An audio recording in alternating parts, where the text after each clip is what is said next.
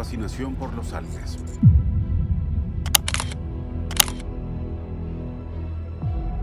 Durante los últimos años, el ser humano ha acelerado el proceso del cambio climático.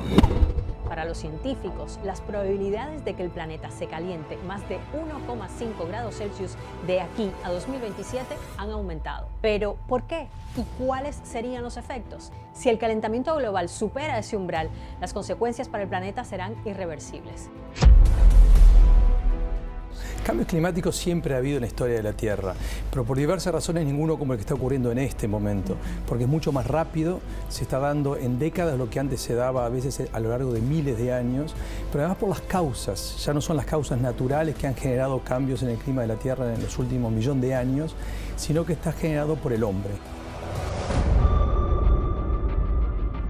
El calentamiento global se empezó a abordar propiamente a partir de la Conferencia de Estocolmo en 1972, aunque las cuestiones medioambientales ya se estaban discutiendo desde antes. La Conferencia de la ONU sobre el Medio Ambiente Humano en Estocolmo del año 1972 es considerada un hito, ya que fue la primera vez que las cuestiones medioambientales, incluyendo el cambio climático, se abordaron de manera significativa en el ámbito internacional. La Declaración de Estocolmo incluyó principios para la conservación y mejoramiento del medio ambiente, resaltando la necesidad de acción global.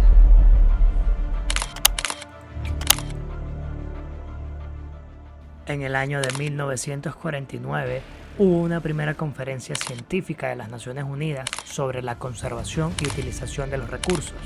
Este fue uno de los primeros esfuerzos de las Naciones Unidas para abordar el uso y agotamiento de los recursos naturales. Entre los aspectos fundamentales del cambio climático hay que mencionar las causas antropogénicas, los efectos ambientales, el impacto en la salud y la seguridad alimentaria. Empezando con las causas antropogénicas, está la quema de combustibles fósiles como carbón, petróleo y gas por parte de industrias, transporte y generación de energía. Y esto afecta al plan de querer implementar la economía verde, es decir, la transición a una economía sostenible global. Por otro lado están las olas de calor, la expansión de enfermedades transmitidas por vectores, como la malaria y el dengue, y la disminución de la calidad del aire, tiene un impacto directo en la salud y sobre todo en la salud pública.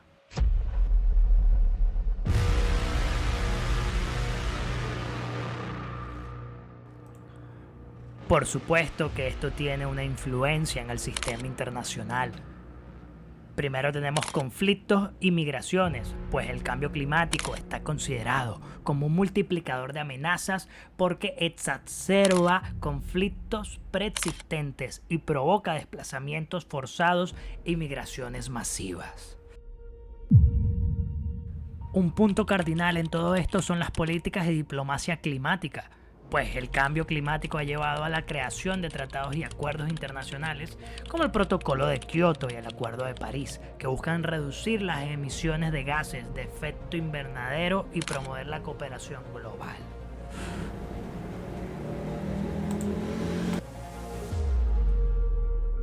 Aunque hay otras problemáticas que se sumarán al sistema internacional.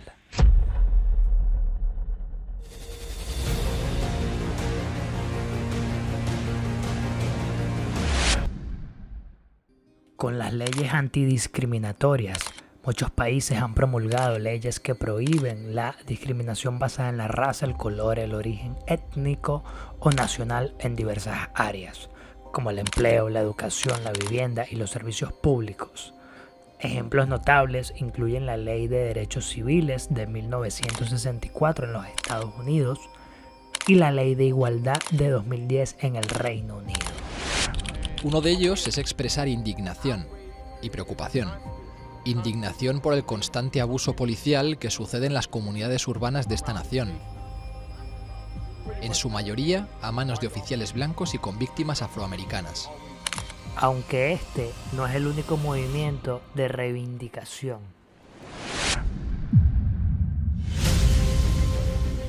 Lo que genera la duda de cuál es el papel del experto independiente de la ONU en orientación sexual e identificación de géneros. El mandato del experto independiente es creado por el Consejo de Derechos Humanos de las Naciones Unidas con dos propósitos fundamentales. El primero es dar visibilidad a la manera en que se manifiesta la violencia y la discriminación contra personas en razón de su identidad de género o su orientación sexual.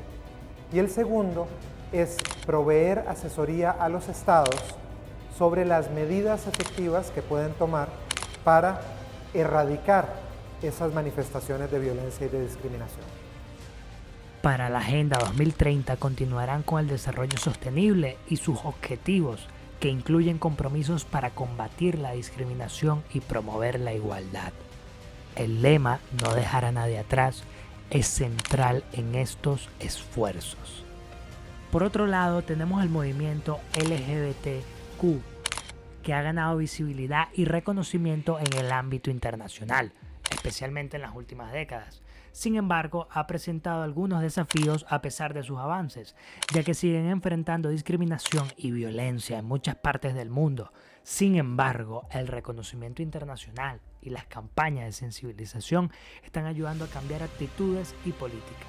La Oficina del Alto Comisionado de las Naciones Unidas para los Derechos Humanos trabaja activamente en la protección de los derechos de las personas LGBTQ, promoviendo campañas como la de la libertad e igualdad.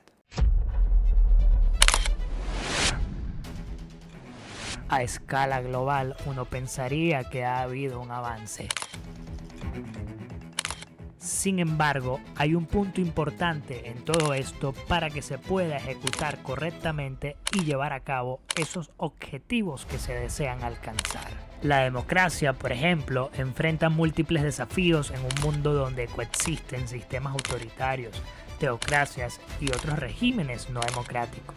Además, el populismo, la corrupción, la influencia del dinero en la política y la desigualdad económica pueden minar la confianza del público en las instituciones democráticas.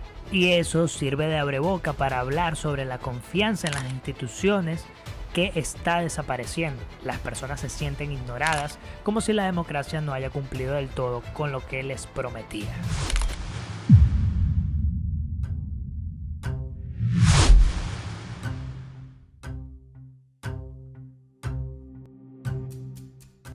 ¿Ustedes creen que viven en democracia? A pesar del no, la mayoría seguramente diría que sí. Pero si les hago una pregunta respecto a que si en una democracia la mayor cantidad de prácticas son verdaderamente democráticas, créanme, ahí la cosa se pone un poquito más heavy.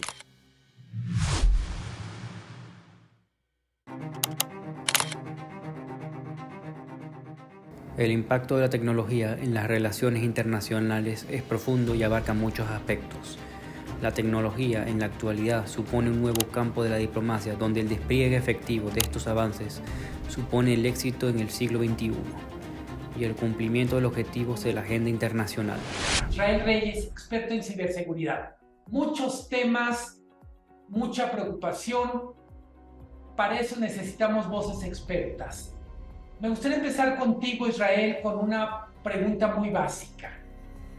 Varios países de América Latina están tratando de hacer leyes en materia de ciberseguridad. ¿Cuáles son las principales tendencias en estas legislaciones?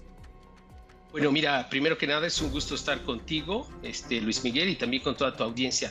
Bueno, ahorita la razón por la cual muchos países de Latinoamérica, pero también Europa, también Australia, Nueva Zelanda, están preocupados en los ciberataques que se están dando a infraestructura crítica.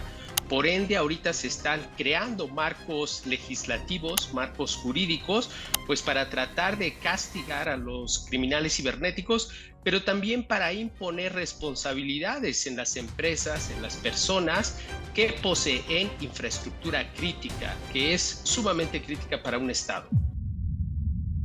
Y así es como se constituye solo un fragmento de todos los desafíos que se deben abordar dentro de